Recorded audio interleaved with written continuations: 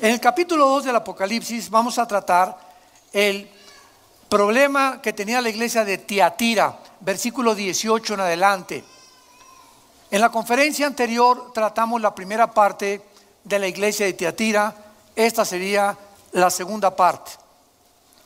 Vimos, para dar un repaso general, que esta iglesia de Tiatira, la palabra Tiatira significa que no se cansa en sacrificar. Era una iglesia que toleraba el pecado, toleraban las falsas doctrinas. Era un relajamiento de la moral en esta iglesia, y pues había, ¿verdad?, personas que creían que podían seguir haciendo lo que hacían antes de que fueran cristianas y podían relajar la moral. ¿A qué me refiero? Hace algún tiempo me invitaron a predicar a una iglesia aquí en la República Mexicana. Me reservo el nombre del estado y desde luego el nombre de la iglesia, donde el 90% de las mujeres en esa iglesia donde yo fui a predicar estaban el 90% con el ombligo de fuera y con unos chorcitos hasta acá. Y los hombres dicen: ¿dónde? No te voy a decir dónde, viejo rabo verde. Bueno, para relajar un poco el ambiente, cuando yo estaba ahí esperando a subir a predicar, pues enfrente de mí había una fila, ¿verdad?, de hermanas, imagínense nada más. Y pues al hombre la Biblia dice que las tentaciones nos entran por los ojos. Entonces ahí tenía yo enfrente de más o menos 4 o 5 hermanas, ¿verdad? Y te alabaré, Dios mío santo, dije, por ten misericordia, Señor. No sabía si ponerme un antifaz o salir corriendo de esa iglesia, pero dije, esto es demasiada tentación. Y recordé lo que un predicador hace algunos años nos dijo en un congreso: muchos jóvenes y muchos hombres no han caído en el pecado del adulterio ni la fornicación porque no han tenido la oportunidad. O sea, no es hasta que nos enfrentamos con la tentación que nuestro corazón se prueba. Entonces hay muchos de ustedes que dicen: no, pues yo nunca he adulterado y nunca he hecho esto, etcétera, etcétera. Tal vez no has tenido la oportunidad, pero como dijo este hombre de Dios, un misionero, muchos denle gracias a Dios. Pero cuando venga esa oportunidad en la que tú te encuentres, como decía él, si un hombre se encuentra en una isla con una mujer y está 15 días con ella, le va a contar el cuento del Cantar de los Cantares y la Cenicienta y Disneylandia, y lo mismo con las mujeres. O sea, todos estamos expuestos a la tentación, y no han caído muchos porque esta tentación no se ha presentado. Quiero decirte, Dios te va a probar. A las parejas de los novios, Dios las va a probar. A los casados, Dios nos prueba. A las casadas, Dios las prueba. Y una vez que pasamos la prueba, subes otro escalón en la vida cristiana. Ese escalón se llama la santificación, que es el proceso de ir subiendo la escalera, donde cada vez estamos más cerca del corazón de Dios, discernimos más claramente su voz y cada día nos fortalecemos interiormente para poder blindarnos y aguantar las que se vienen en el futuro. Porque si ahorita tenemos tentaciones, espérense a la descomposición que la sociedad está enfrentando. No se imaginan, el mundo va a acabar peor que Sodoma y Gomorra.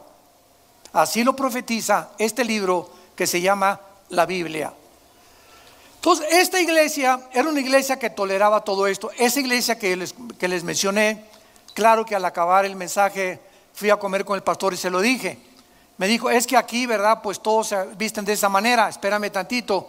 Yo entiendo que en una iglesia, y se lo he dicho a muchos pastores, si una prostituta llega a la iglesia vestida con minifalda y eso, no la juzguemos ni como se pinta, porque es una mujer que apenas está comenzando a entender cómo debe de vestirse. Pero si esa prostituta tiene 4 o 5 meses en la iglesia y los líderes de la iglesia le continúan permitiendo que se vista de esa manera, ya no es culpa de ella, es culpa de nosotros. Entonces tenemos que entender esto. En la iglesia aceptamos homosexuales, lesbianas. La iglesia es un hospital y es bienvenido el que sea, mientras estés dispuesto a poder colaborar con el Espíritu Santo, con los pastores, con los estudios de la Biblia, para que tu vida interior pueda ser transformada. Pero si después de estar tratando con un homosexual 6 meses en la iglesia, veo que anda detrás de los niños de la escuela dominical, o que en un campamento de jóvenes me lo reportan, lo corremos de la iglesia, porque tenemos la autoridad de ejercer disciplina y decirle: te dimos la oportunidad y tú no quieres colaborar con nosotros, tú no puedes venir a infectar a los jóvenes y a los niños de la iglesia, porque son ovejas que tenemos que proteger. ¿Me entienden? Esto es muy claro. Entonces es la forma como la Biblia nos guía. Entonces hay muchas iglesias que esto no lo toleran y los dejan, y al ratito cunde el pecado, porque es como la radiación del pecado. El pecado contamina. Tú tienes una amiga que se acuesta con su novio, y es tu amiga, te va a contaminar, y vas a acabar haciendo lo mismo con tu novio también. Tienes un amigo que se acuesta con su novia, te va a contaminar. Las malas amistades corrompen nuestro carácter. Cuidémonos quiénes son las personas cerca de nosotros, porque nos influencian para bien o nos influencian para mal. Esta iglesia, y es lo que nos corresponde a esta segunda parte, dice versículo 20, tenía una mujer que toleraba y se llamaba Jezabel, que se dice profetiza, versículo 20, capítulo 2 de Apocalipsis. Y esta mujer estaba enseñando ahí en la iglesia y seduciendo a los siervos de Dios a cometer relaciones sexuales. Imagínense nada más, a fornicar. Y además también les decía: no hay ningún problema en comer cosas sacrificadas a los ídolos. Ya hemos visto que el Espíritu Santo tomó el ejemplo de una reina en Primera y Segunda de Reyes llamada Jezabel. La palabra Jezabel significa la perjura, o la que engaña, o la que desvía. Imagínense nada más. Entonces, esta reina del Antiguo Testamento era sidonia y se casa con el rey Acab, que era de Israel. Entonces, él, en lugar de enseñarla a ella y guiarla a ella a que abandonara los dioses de donde ella venía, estaba acostumbrada, el rey Acab era un hombre débil de carácter. Entonces esta mujer, cuando hay un matrimonio donde la mujer es más fuerte de carácter que el hombre, lo cuelga, lo trapea, lo extiende y pasa sobre él. ¿Por qué? Porque así es como funcionan lo que se conoce como matriarcados. ¿Qué es un matriarcado? Es un matrimonio, una familia donde es ella la que truena los chicharrones, decimos en México.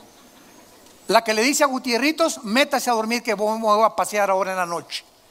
La que ella manda, la que ella da los permisos a los hijos, la que ella lleva el liderazgo total de la casa. Esto Dios lo juzga y lo condena, porque no debe ser así. Es al hombre a quien nos entregó Dios la responsabilidad de nuestra casa, de las iglesias y de los gobiernos. Cuando hay mujeres en las casas que tienen que tomar el matriarcado, regularmente son por hombres débiles que no quieren más que: ahí está Eufemia, toma 2 pesos, paga el gasto y la luz. Como dice la canción mexicana también, ¿verdad? Y él nomás se acostumbra con el dinero y cree que con eso ya cumplió. Por estos congresos que estamos haciendo, hombres de compromiso, y eso es para educar la conducta y el alma del varón, para que entendamos cuál es nuestra responsabilidad. Entonces, cuando hay este tipo de personas, pues las mujeres toman el liderazgo, porque alguien lo tiene que tomar. Y Dios bendice muchas veces a esas mujeres cuando Él es de este carácter y el hombre no quiere tomar sus responsabilidades. Y las iglesias hay igual. Siempre donde voy me preguntan: ¿por qué hay mujeres pastoras? Pues porque no hay hombres pastores. Tan sencillo como eso.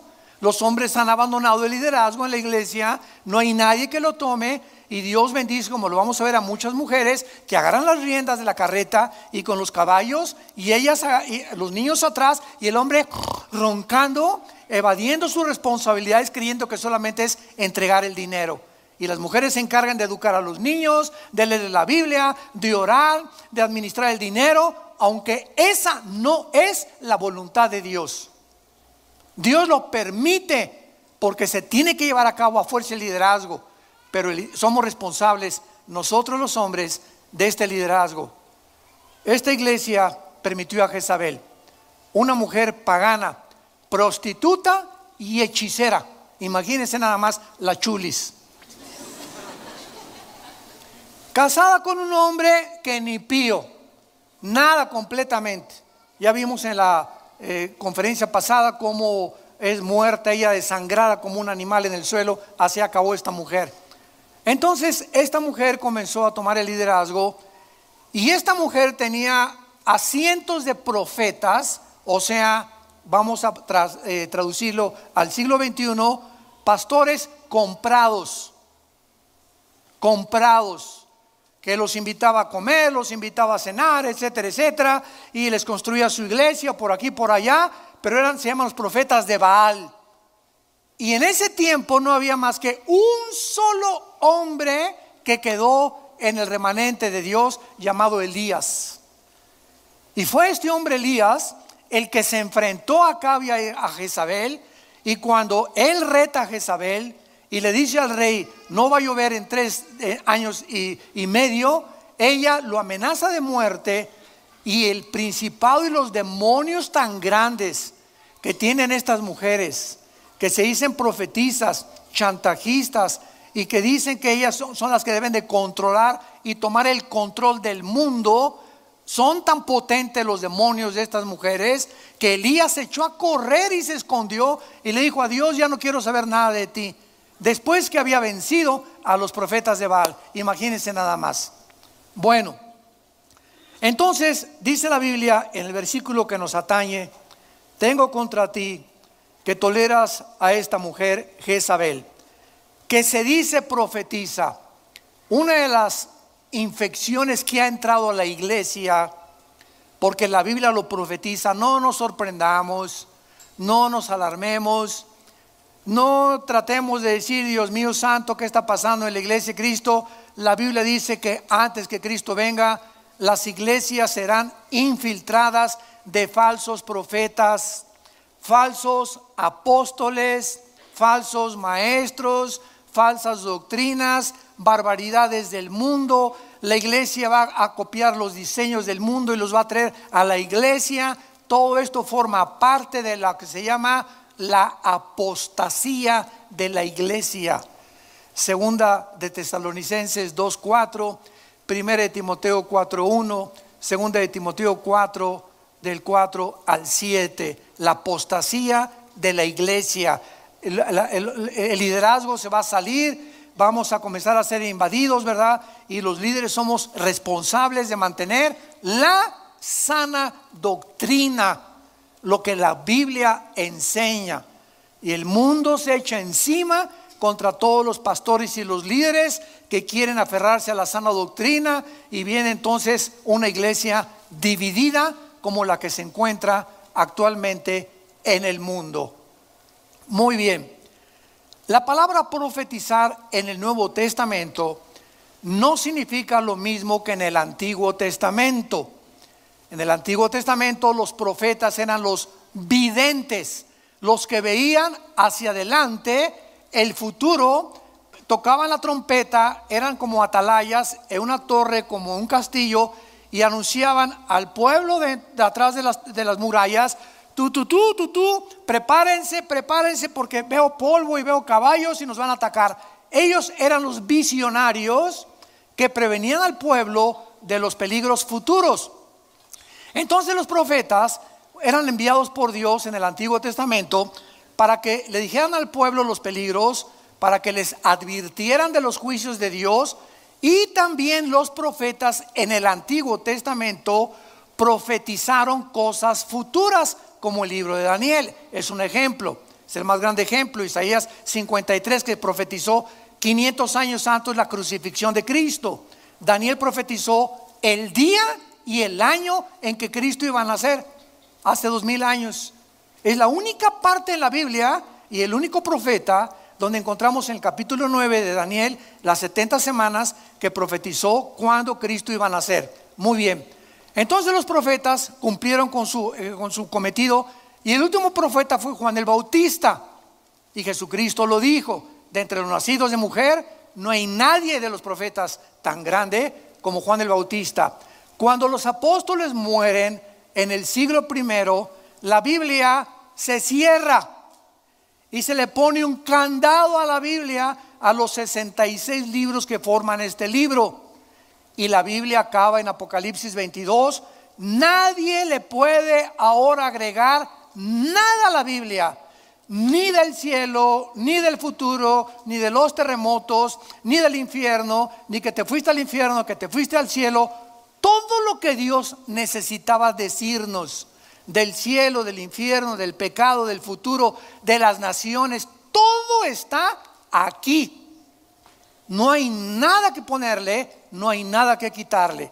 Y el que se atreva a agregarle a lo que se llama la revelación, dice en Apocalipsis, recibirá las maldiciones que están escritas en este libro.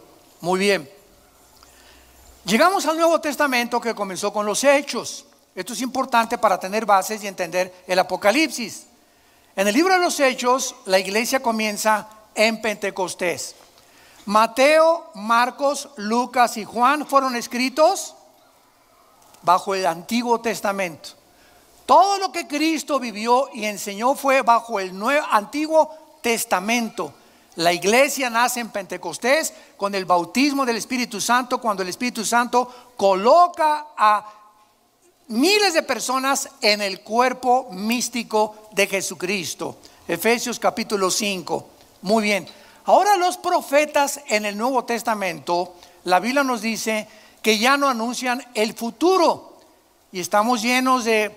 métete al internet y vas a encontrar, pues va a haber un terremoto en septiembre fulano de tal, y el mundo se va a acabar en noviembre fulano de tal, y el Señor dice que te vas a casar con una muchacha que van a ir de verde el próximo domingo, y el Señor dice que de aquí de esta iglesia saldrán ríos de agua viva, y tú vas a ser el ungido de los ungidos, el Luis Miguel de la iglesia cristiana, y cosas por el estilo, ¿no? Entonces claro que todo eso apela al ego, al ego.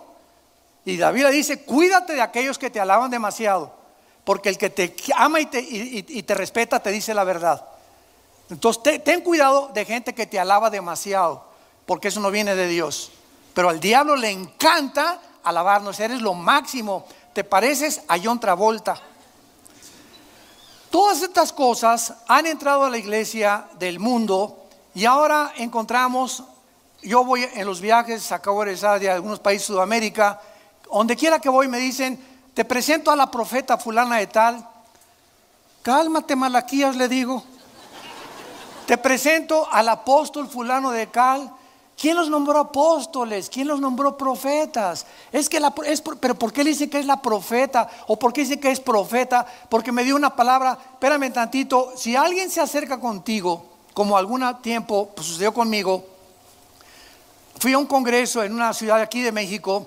Yo estaba hace algunos años en una crisis como ustedes no se imaginan, una crisis existencial, tremendo. El diablo estaba dispuesto a acabar con mi vida, con la familia, con la iglesia que en aquel tiempo teníamos. Se vino como abejas africanas con todo lo que tenía Satanás para despanzurrarme, para dejarme embarrado en el suelo.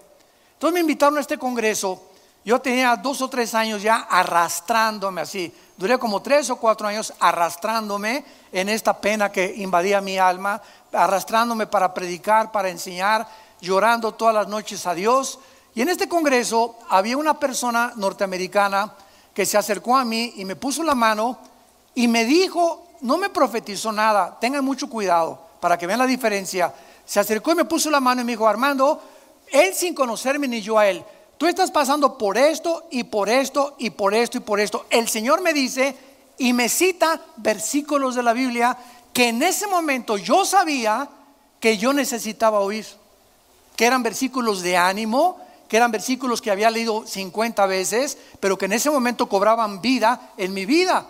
Entonces ese hombre no era un profeta, se llama palabra de conocimiento. Palabra de conocimiento, apúntalo, está en 1 Corintios capítulo 2. Cuando el apóstol Pablo en Hechos 5 se acerca a Ananías y le dice a Ananías: ¿por qué le mentiste al Espíritu Santo y no estás diezmando lo que prometiste diezmar a Dios? La pregunta es lógica. ¿Quién le reveló a Pedro? Todas estas situaciones las encontramos en la Biblia. ¿Quién le reveló a Pedro que Ananías y su esposa estaban robando a la iglesia? ¿Quién se lo reveló a Pedro? Esto no era un profeta, esto es palabra de conocimiento, donde tú puedes de repente, como este hombre que me puso la mano, saber por el Espíritu Santo, y nos ministran a las necesidades que nosotros tenemos. Y desde luego que esa vez que él puso su mano en mi mano, este hombre de Dios, este pastor, yo supe que en ese momento Dios me decía: Armando, no me he olvidado de ti. Eso fue lo que yo sentí en mi alma. No se imaginan, fue como un balde de agua fría que me despertó. No me he olvidado de ti. Ya levántate de tu tristeza, anímate, vienen tiempos mejores. Y eso fue lo que yo sentí, porque yo lo necesitaba, y en su misericordia Dios me lo envió a mi vida. Pero no son profecías, son palabras de conocimiento. La profecía en 1 Corintios 14, versículo 3, apúntalo. El profeta en el Nuevo Testamento ya no enseña el futuro ni predice cosas futuras, sino que habla para exhortar, consolar y edificar. Consolar, edificar y exhortar a la iglesia. Entonces, ¿quién es un profeta en el Nuevo Testamento? Un pastor. Si tú vas a tus vecinos y eres cristiano y le profetizas, profetizar es hablar la palabra de Dios. En otras palabras, anunciar los oráculos de Dios. Mira, Conchita, el Señor me dice en Isaías 51: no temas, yo estoy contigo, no te dejaré ni te abandonaré. Le estás, ¿qué cosa? Profetizando, no anunciándole el futuro. Estás dándole palabras que necesita para exhortarla, en este caso para consolarla, porque ella lo necesita. Ya ves, cuando predicamos nosotros y los exhortamos, estamos profetizando. Que quede bien claro en tu vida: ya no hay tal cosa como un profeta que anuncie el futuro. Esta mujer estaba ya en el Nuevo Testamento y se decía profetiz. Ten cuidado cuando alguien llegue a tu vida y te diga: tengo una palabra para ti. Dile: aquí tengo la Biblia entera. Cuando alguien: hermano, dame una palabra, digo: dame tu Biblia, aquí está, mira. ¿Estás buscando palabra de Dios o estás buscando atajos por tu flojera de no estudiar diligentemente la palabra de Dios? Pero eso sí, deme una palabra. O sea, no tengo tiempo para estudiar, no tengo tiempo para discipularme, no tengo tiempo para aliti, no tengo tiempo para poder consultar y meditar todos los días, estar con Cristo. Necesito que ya me den a la marucha un café instantáneo. Este es el cristianismo que se está viviendo y el que se está enseñando en muchas iglesias. Se está apostatando de la fe. Una vez que esto ha quedado claro de que esta mujer era una falsa profeta, se dice, y se dicen actualmente igual, profetas y apóstoles, etcétera, etcétera. Entonces, todas las mujeres que se llaman pastoras ahorita de las iglesias, o todas las mujeres en las casas que tienen matriarcado, por causa de que el hombre ha fracasado, por causa de que ya no hay líderes masculinos, ni tampoco hombres de veras de carácter que sepan lo que es ser varón, ¿son Jezabeles? De ninguna manera. Esto es muy importante aclararlo. Existen cantidad de mujeres ungidas por Dios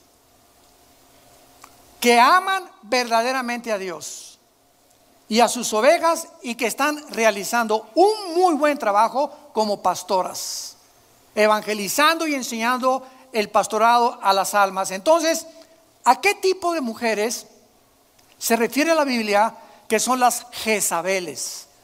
Que son las que los líderes de las iglesias tienen que cuidar y prevenir al pueblo de Dios. Las Jezabeles representan, escuchen con mucho cuidado, mujeres que tengan espíritu de control, que quieran dominar a los hombres, manipularlos, usar el chantaje y la usurpación de la autoridad que Dios le dio a un hombre masculino, tanto a él en el hogar como en la iglesia como en los gobiernos. Entonces, si ya en una casa la mujer usa su autoridad porque ella es la matriarca y el hombre es débil, y ya a él lo está manipulando y no le da la oportunidad que él tome liderazgo, y no es sabia esa mujer para decirle: mi amor, tú tienes que tomar el liderazgo de los hijos, tú enfréntate a esto, tú tienes que hacer estas cosas.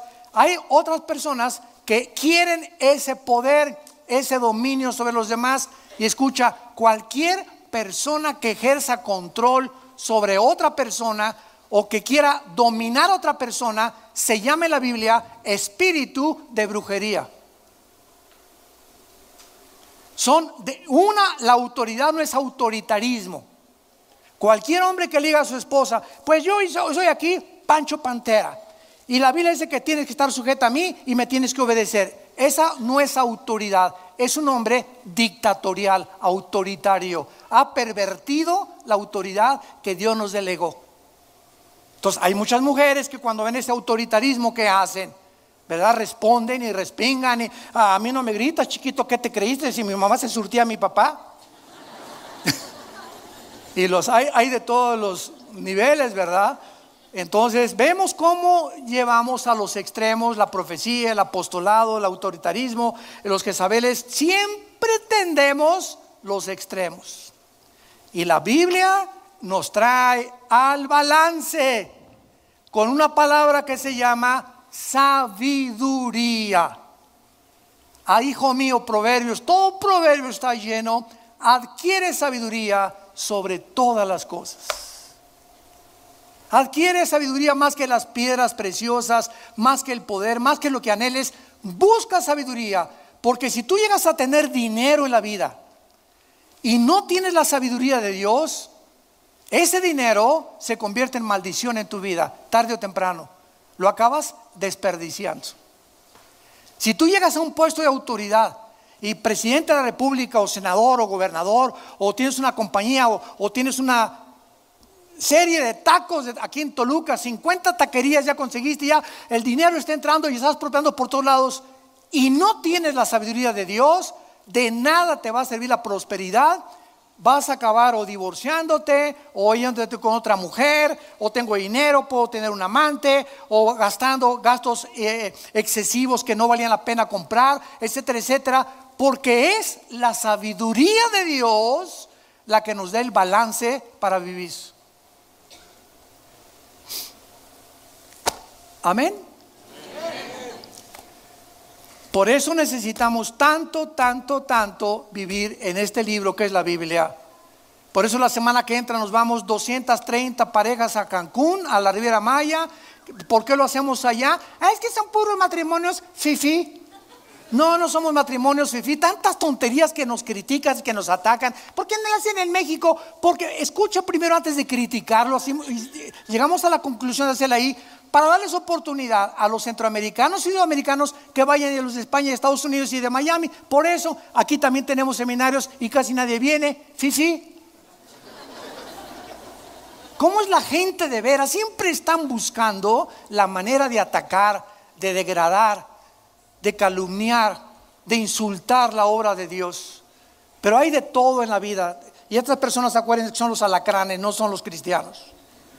Muy bien, entonces este espíritu, vean por ejemplo en Isaías capítulo 3, cómo este espíritu, Dios advirtió a Israel que se infiltraba en el pueblo de Dios.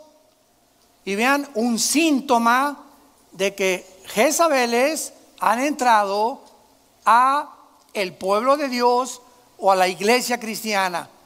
Mujeres que quieren dominar a los pastores cuando ya hay pastores, mujeres que quieren dominar la situación en la casa cuando ellas deben de saber que tienen que estar sujetas a su esposo, y si su esposo no se sujeta, pedir consejería, etcétera, etcétera. Pero tenemos que cuidar que este espíritu nos llegue a controlar. El hombre puede ser autoritarismo, puede ser un Jezabel macho o puede ser una Jezabel femenina. Cualquiera que tenga espíritu de dominar a la mujer, controlar a la esposa, no, tú cállate, tú no tienes que decir nada, es un Jezabel. Todo es que quede claro, todo espíritu de control y dominio sobre alguien no es de Dios.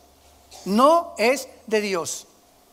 Dice Isaías 3:12: Los opresores de mi pueblo son muchachos y mujeres están dominando al pueblo o se enseñorean de él.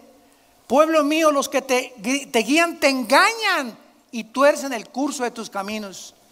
Y el pueblo de Israel, Dios le dice, cuando son las mujeres la mayoría de las que dominan, cuidado. Aquí hay una descomposición social ya muy grave. Y cuando son demasiados jóvenes los que están tomando el liderazgo, sin tener detrás de esos jóvenes coaches o entrenadores o pastores de edad que los estén vigilando, van a desviar al pueblo, porque se envanecen cuando ponemos pastores que no tienen la madurez espiritual para guiar al pueblo, sin la vigilancia de los otros que ya tenemos un poco más de experiencia. Entonces están levantándose iglesias por todo el mundo, muchachos de 25, 30, ya quieren ser pastores. Siempre les pregunto, ¿tú bajo quién estás de cobertura? ¿Quién es tu coach? ¿Qué misioneros de 40, 50 de la tercera edad tienes que te puedan aconsejar y que te digan, estás mal, regrésate aquí, esto no debe ser así? Si no hay un consejo, el pueblo se muere, dicen proverbios. Donde no hay dirección sabia, el pueblo perece. ¿Se dan cuenta cómo necesitamos todos consejo? Los jóvenes necesitan nuestro consejo. No se ensoberbezcan, jóvenes.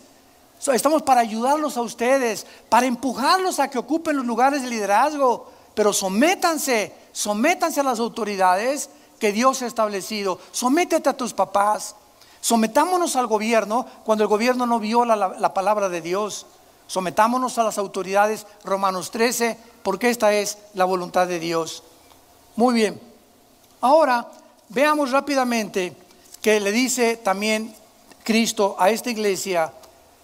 Y esta Jezabel no solamente está seduciendo sexualmente a muchos hombres en la iglesia, sino que también los está enseñando a comer cosas sacrificadas a los ídolos. Pregunta: cuando viene el Día de Muertos, compras pan, no levanten la mano. ¿Compras pan de muerto? No lo levante la mano nadie. Sabemos que por eso se llama pan de muerto, que es pan ofrecido a los muertos. El Día de Muertos, mucha gente, por ignorar la Biblia, no juzguemos tan severamente. Lo hacíamos todos nosotros antes de ser cristianos. Bueno, yo no me acuerdo, ¿verdad? Mi abuelita llevando al panteón a un muerto, llevándole pan. Pero hay muchos que sí lo hacen, porque son costumbres y tradiciones paganas. La pregunta es, ya siendo cristianos, 1 Corintios 8 y Romanos capítulo 14, 1 Corintios 8 y 10, ya siendo cristianos, debemos los cristianos ir a la panadería, ya no ir al panteón, comprar el pan de muerto. Nadie conteste, espérense. Debemos los cristianos, ahora que viene la fiesta de Halloween, permitir que nuestros hijos se vistan del anticristo, del diablo, de arañas, o de brujas o de brujos. Ya contestaron todos, ¿verdad? Les dije que no contestaran. Bueno, estas preguntas son importantes para los cristianos nuevos.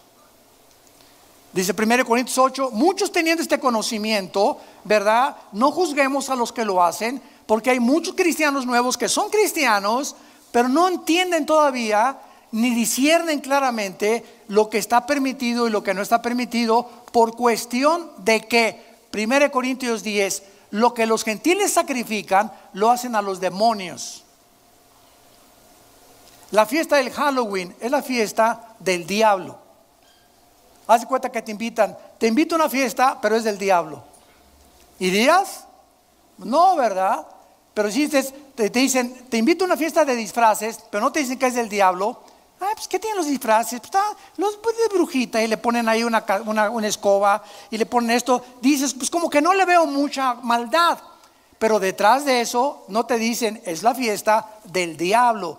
Porque el Halloween lo comenzaron los sacerdotes druidas en Europa, druidas con D de Daniel, que sacrificaban a Satanás. Y de ahí viene lo que se llama la fiesta del Halloween, que nos heredaron Inglaterra, Estados Unidos, a las naciones latinoamericanas. Entonces, un cristiano ya con este conocimiento, vas con la maestra de tu escuela y le dices, discúlpeme porque llegan los niños, oye mamá, pero si no voy vestida de bruja a la fiesta de Halloween, me dijo la maestra que me va a reprobar. vas con la directora de la escuela o el director de la escuela y de acuerdo a la Constitución mexicana no pueden obligarte a hacer eso. O a la Secretaría de Educación Pública. Entonces, maestra, somos cristianos, vas con todo el valor del mundo. Mañana mi hija no viene a la fiesta, tenemos otros, somos cristianos, tenemos otras costumbres y no nos vamos a someter a esto. Que Dios los bendiga y adiós. Y el día que se atrevan a reprobar o a ponerle una nota mala a tu hijo, saca un encabezado en el periódico o quéjate de alguna manera, porque pueden hasta peligrar esa escuela cuando te obligan a hacer algo religioso o pagano sin tu voluntad. Imagínense que llegues mañana la maestra de tu escuela y que te diga a tus hijos, pues mañana se hacen todos musulmanes. Imagínate, ¿no? Es lo mismo. Oye, espérame tantito, tú no puedes obligarme a tener ninguna religión. Por la fuerza ni los zapatos entran. Y usted no tiene el derecho más que de educar a mis hijos, no instruirlos en qué religión deben. Ellos tienen que aceptar cuando sean jóvenes, aceptar la religión o las creencias o la filosofía que sus padres les hayan enseñado. Las escuelas no tienen la autoridad para hacer esto. Entonces tengamos cuidado, ya que seamos cristianos. Esta iglesia de Tiatira se había infiltrado y estaban los padres cristianos participando de todo. El Día de Muertos, yo quiero decirles a ustedes, porque tenemos el conocimiento, a mi esposa y a mí nos encanta el pan de muerto. Con mantequilla y mermelada de piña sabe mucho mejor. Ahora bien, vean ustedes, cuando a mí, por ejemplo, tengo 40 años, no me califiquen de borracho, por favor. Tengo 40 años tomando una copa de vino siempre en la comida. Ahí está mi esposa y mis hijos de testigo. Mi cuerpo es el templo del Espíritu Santo, amén. Amén, muy bien. Mi cuerpo, yo soy responsable de lo que veo y lo que como. El hermano toma vino tinto, es un borracho, parrandero y jugador. Así está la cristiandad, por el amor de Dios. No entienden, juzgan. Los médicos europeos han comprobado que los ataques al corazón en Europa son menores que los norteamericanos, porque el norteamericano, el americano, no come con vino tinto, toma con refresco y con agua con hielos. Y el agua con hielos antes de comer es cancerígena. Te congela las células del estómago y todos los ácidos, te impide el funcionamiento de la digestión, el agua fría helada. ¿Por qué en Europa no hay ataques al corazón? Porque el vino tinto es antioxidante, anti-envejecimiento. Miren.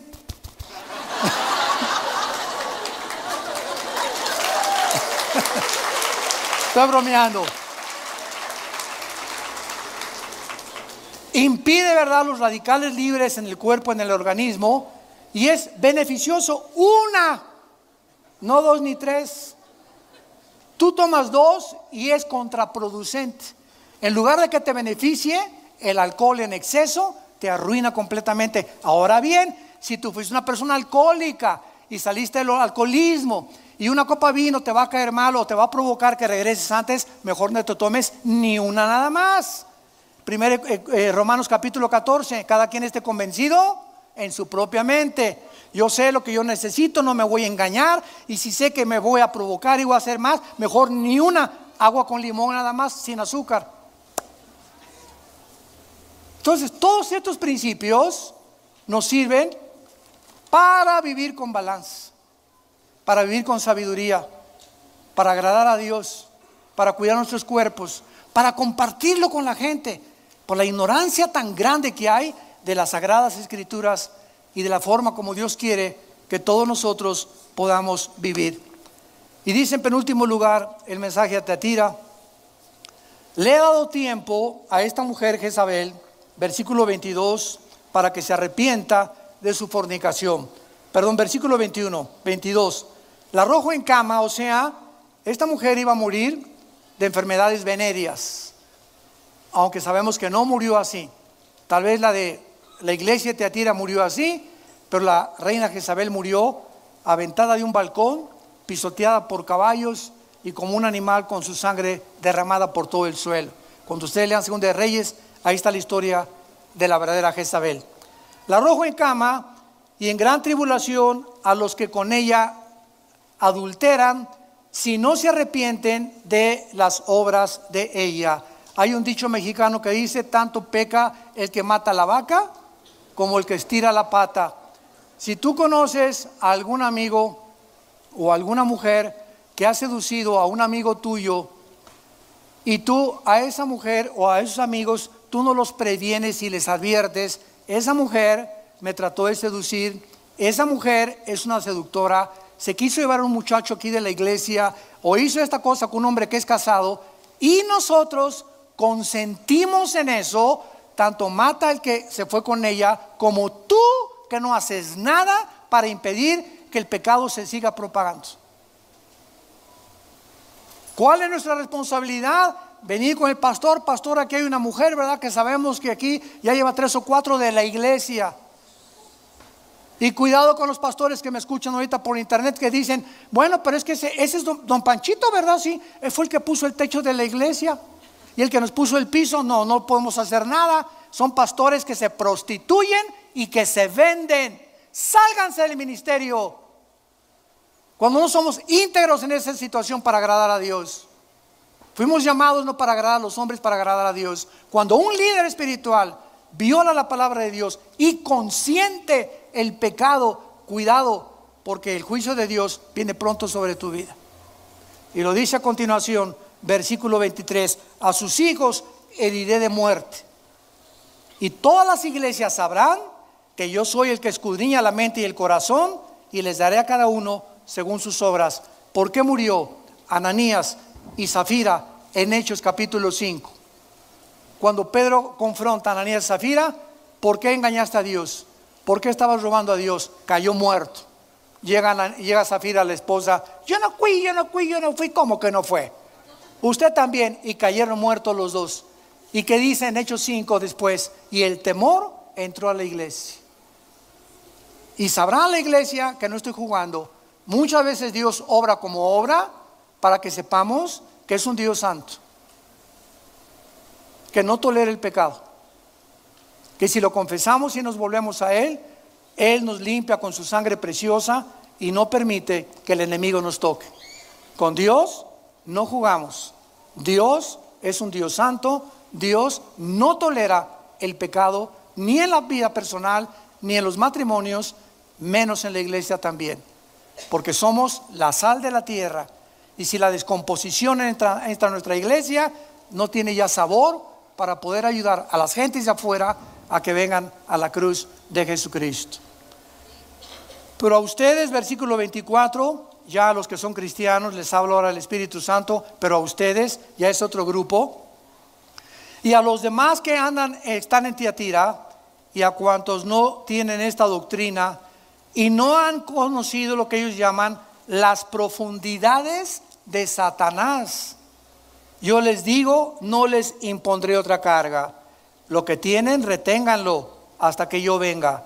Al que venciere y guardare mis obras hasta el fin, yo le daré autoridad sobre las naciones, y las regirá con vara de hierro, y serán quebrantadas como vaso de alfarero, como yo también la he recibido de mi Padre. Y le daré la estrella de la mañana. El que tiene oídos, oiga lo que el Espíritu dice a las iglesias. La Biblia dice claramente que todas aquellas personas que se involucran en el pecado se encuentran en un pozo satánico, las profundidades de Satanás.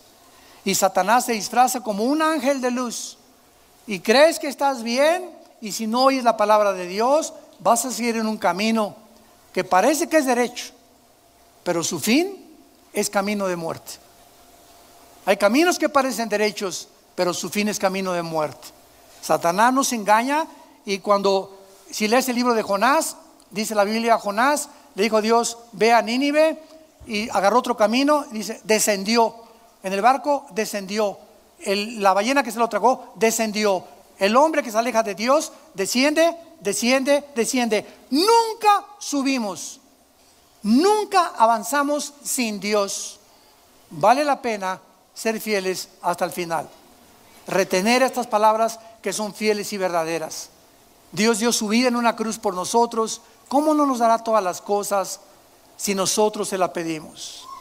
Tengamos nosotros esta convicción, esta integridad de seguir a Dios con todo nuestro corazón. ¿Qué nos promete a Dios? Autoridad sobre las naciones. Lo que se perdió en el huerto del Edén, lo vamos a recuperar cuando Él venga. ¿Ustedes creen que todos los cristianos, cuando muramos, vamos a tener la misma autoridad? No, no y no. Apocalipsis 20, versículo 2 y 3, y vi tronos y los que fueron dignos de sentarse a juzgar. No todos los cristianos, cuando muramos, vamos a recibir el honor de regir a las naciones, porque las naciones continuarán en este mundo, pero controladas desde Jerusalén por Jesucristo. Y habrá un nuevo presidente de México, un nuevo presidente de Guatemala, otro de Estados Unidos. No sé cómo lo va a repartir Dios, pero Dios va a escoger a sus fieles, a los que murieron hasta el fin por causa del Evangelio, para darles estos lugares de honor. Y les daré la estrella de la mañana. Jesús en Apocalipsis 22, 16 se llama la estrella de la mañana. Y esta es la promesa del reino mesiánico. Los justos, Daniel 12:2, brillarán como las estrellas en la eternidad, en el firmamento. No nos imaginamos cuando muramos que va a haber alguien que brille más, alguien que emane menos radiación de luz. Habrá justos que brillen como una estrella, porque de acuerdo a lo que tú hiciste en esta vida, será tu resplandor en la otra vida. Vivamos para Cristo, porque Él es fiel. Y dice la Biblia, el que tiene oído, y no sé si tú lo tengas en esta mañana. ¿Saben ustedes qué significa esto? ¿Qué acaso le dijeron a Cristo, que somos sordos? No, la palabra oído en el griego y en el hebreo, apúntalo, significa obedecer. El que realmente oyó estas palabras y las practica es bendecido. Porque hay cantidad de personas en las iglesias y los que nos escuchan ahorita que por aquí te entran y por aquí te salen. Y ahorita oíste todas estas bendiciones y maravillas de la palabra de Dios y sales por esa puerta y hoy mismo en la tarde o mañana ya agarraste otra vez, te saltaste el potrero, ya el corral y sigues haciendo lo que te da la gana. De nada te sirvió que en esta tarde tú no te arrepintieras de tus pecados. Y quiero terminar diciéndoles, arrepiéntanse. A cualquiera de ustedes que ha aceptado algo de lo que hemos dicho, que el Espíritu Santo nos ha advertido, arrepiéntete. Tú sabes en qué área tú tienes que volverte a Dios. No lo hagas antes de salir por aquella puerta. Hazlo ahorita que Dios te habla. No endurezcas tu corazón cuando oyes la palabra de Dios. Te damos gracias, Señor, por tu... Te escuchan por las redes sociales. También le puedes decir esto a Dios. Tal vez estás en un hospital viendo esta conferencia, en la cárcel, en la sala de tu casa. Dile, Señor, mío y Dios mío, te pido perdón por mi vida. Creo que en la cruz pagaste con tu sangre por mis pecados. Me arrepiento con todo mi corazón de mi vida pasada. Creo que a los 3 días te levantaste de los muertos y vives. Por lo cual te pido que en este instante entres a mi corazón. Te recibo como mi Señor y mi Salvador. Dame ese poder que no tengo para cambiar mi manera de vivir y conocerte y servirte, y la corta vida que me queda, adorarte y vivir para tu obra. En el nombre de Jesús. Amén. Amén y amén. Gracias por esta palabra de Dios. Gracias por la palabra de Dios. Bendito sea. Nos ponemos de pie y vamos a orar. Reciban ustedes esta bendición pastoral. Los que quieren extender su mano hacia acá lo pueden hacer. Los que no, no hay ningún problema. Que Dios bendiga y santifique tu vida más y más. Que Dios bendiga tu matrimonio. Que sea santificado tu matrimonio en todas las áreas. Que Dios bendiga a tus hijos. Que Dios bendiga el fruto que llevas ahora en tu vientre. Que esta criatura nazca con padres cristianos. Que nuestra semilla sea bendita. Así lo prometió el Señor. Dios bendiga a tus padres. Dios bendiga tu trabajo. Dios te guarde cuando salgas a la calle de todo mal. Que regreses cada día a tu casa en la noche y que encuentres esa familia que es el tesoro más grande que Dios nos ha dado. nuestra familia, que es nuestra prioridad en la vida, no el trabajo, no el ministerio, es nuestra familia, nuestro matrimonio y nuestros hijos. Que Dios pueda llenarte de un espíritu de sabiduría y de inteligencia, de conocimiento, de discernimiento espiritual, para que apruebes lo mejor y permanezcas en esa esperanza a la cual hemos sido todos llamados hasta el final, para plena certeza de que realmente somos sus hijos y que ahora Dios ponga esa paz que tu vida necesita sobre tu mente, que guarde tus pensamientos y tu corazón, porque los bendecimos en el nombre que es sobre todo nombre, en el nombre del Hijo de Dios, de Jesucristo nuestro Señor. Amén. Que tengan paz.